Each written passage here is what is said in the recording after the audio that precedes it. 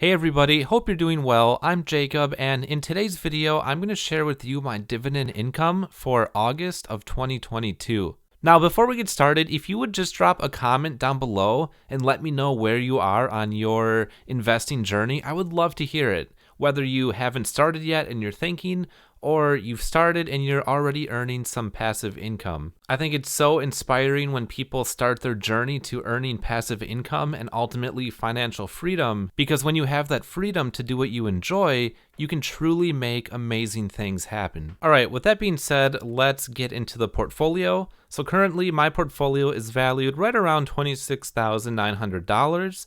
That's a $4,700 gain, which puts us right around a 35% return. And for those of you who are wondering, this investment platform is M1 Finance. I'll leave a link in the description below. It is a referral link, so if you do want to check it out, feel free to click that link. And August has been a bit surprising. The market actually picked up from where it was a couple months back. In fact, if we look at our returns over the last month, it's about $800 gain or a 3% return. Most of that came in the beginning half of August, and then ever since the 17th, 18th, it's kind of dropped off. But as a long-term investor, that doesn't matter as much. What really matters is the long-term trend. And if we were to put a trend line on the value of all time, it would be going upwards. And that's really all that matters, at least to me as a long-term dividend investor. All right, let's hop over to the dividends and check them out. And starting off, we got $4.81 from AT&T. Now, they did have their spinoff with Warner Bros. Media. I sold Warner Brothers Media, and I've just been holding AT&T. I haven't been adding any more to it. It really hasn't been that great for returns, but it does pay a fair dividend, so I'll keep it going in that respect, but this is not a position that I'm going to add to anytime soon. After that is JP Morgan Chase. They brought in $5.55. This is one of two banking stocks that I own. I'll talk about the other one in just a little bit here. But I've had JP Morgan essentially since day one of this portfolio, and it really hasn't disappointed. And I am just going to keep on riding that train. So after that is probably my favorite stock of all time, even knowing it does pay a lower dividend yield, and that is Apple. They brought in $2.45. And I may be a little biased because I am an Apple fanboy. I have an iPhone, I have a MacBook. I truly do believe that the products they have are amazing. I've used Androids, I've used PCs in the past. I personally just believe Apple is better for what I need to do. Following that is $1.14 from Costco. Enterprise Product Partners is next with a whopping dividend of $21.82. Now, EPD is a higher dividend yielding company, but to counter that,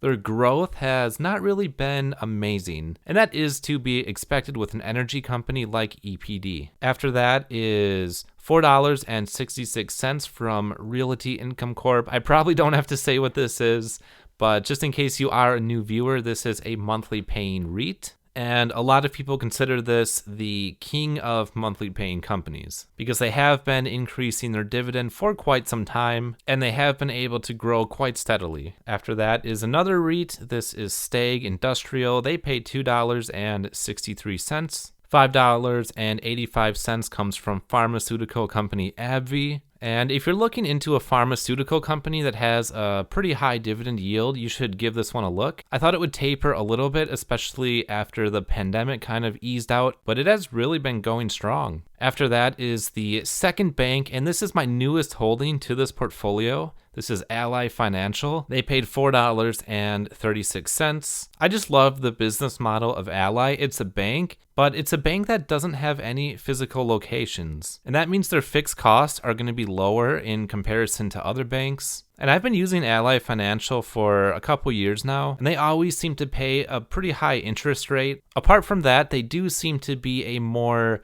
crypto-friendly bank from what I can tell. You know, some traditional banks don't really allow you to transfer fiat money over to crypto exchanges. And as you may know, I am bullish long term for crypto, and I think any bank that works with the industry is going to be better off long term. So that's partly why I picked up on Ally. After that is a pretty boring stock, but that's what I love, and that is Colgate. They paid $2.24. National Retail Properties is next. This is another REIT, but this is a quarterly payer. They brought in $10.11. Procter & Gamble is next, $4.13. Caterpillar, 90 cents. And to round everything off, this is a monthly paying ETF, SPHD, $7.08 is what I snagged from them. And when we add everything together, that brings our total for the month to $77.73, which is in fact the highest month of